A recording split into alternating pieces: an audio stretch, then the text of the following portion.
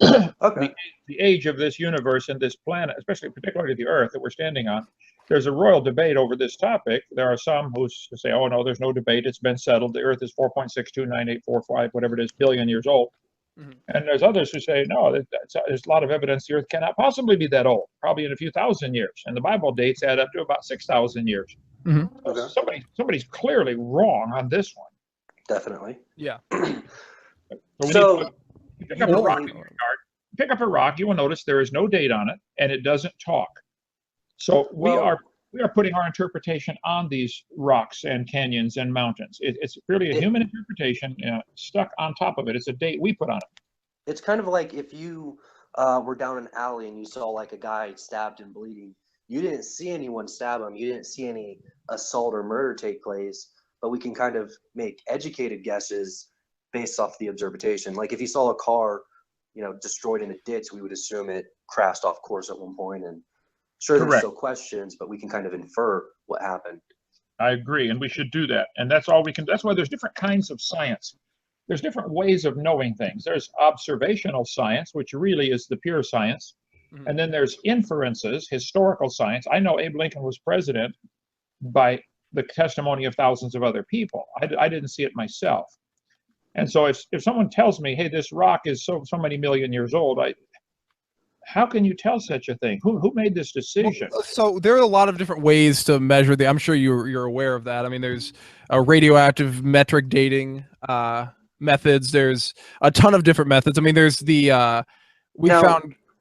I know we probably don't accept like carbon dating or anything. I understand carbon dating pretty well. Right. I don't like accept it. I understand carbon dating, right? And I understand that it cannot possibly work in thousands of applications, and it's been demonstrated.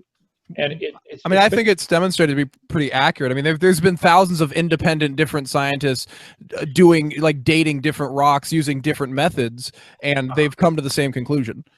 You think they've come to the same conclusion? You need to watch my seminar number 7.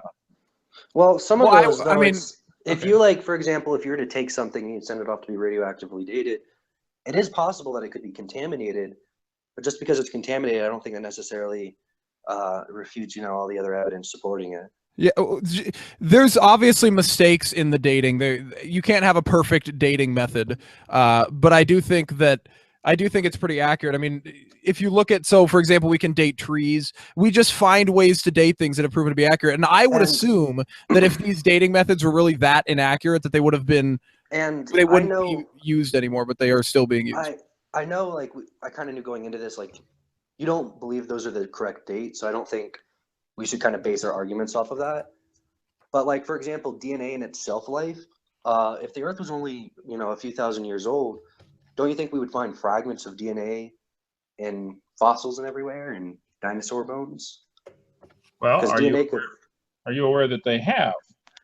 Well, that DNA could come from anything, but if it was only a few thousand years old, I mean, it could have easily, the way you picked it up, you can get fragments of DNA on it. So, I mean, that happens all the time.